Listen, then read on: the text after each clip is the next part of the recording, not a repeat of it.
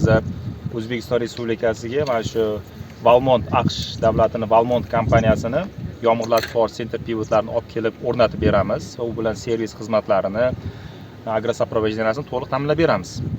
Hozir ko'rib turgan maydonimizda Valmont kompaniyasining masofaviy boshqaruv rejimida o'rnatilgan yomg'irlar sug'orish sentrpivotlari qo'yilgan. Bu hududga 2021-yilda 27 dona 1200 gektar maydon sug'orishga mo'ljallangan sentrpivot sug'orish tizimlari olib kelib o'rnatilgan.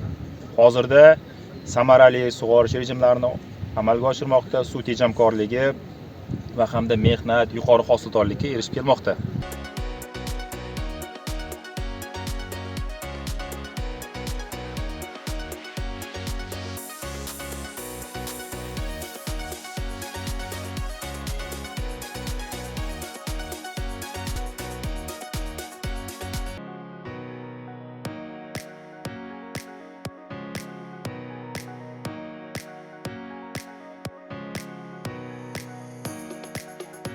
Pivot bir-biriga integratsiya qilingan holatda nasos pivot yongandan keyin nasosni ham qo'shadi va birgalikda sistemani kerakli suv sarfida, kerakli normada ekiga yetkazib beradi.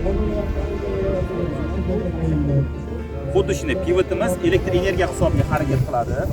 Oziq-ovqat xavfsizligini FAOning 56-protokol bor. Bu 56-protokol barcha oziq-ovqat xavfsizligi uchun, barcha ekinlar uchun sug'orish me'yorini normasini chiqarib beradi. Ya'ni crop coefficient deyiladi bu narsa. O'sha sistema bizning tizimimizga to'g'ri qilingan.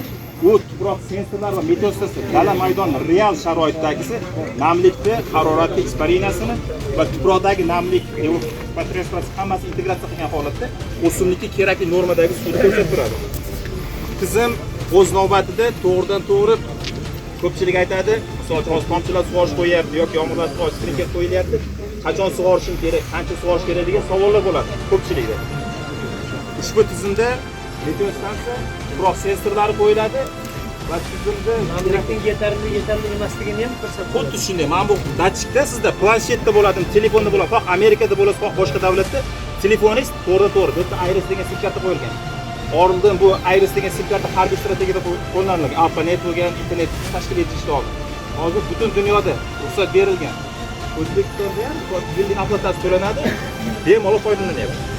Xohlagan joyda turib, tizim misol uchun antenna chiqmaydigan joyda, chiqadigan joyda ham to'g'ri sputnik bilan, cherry sputnik ishlaydi bu.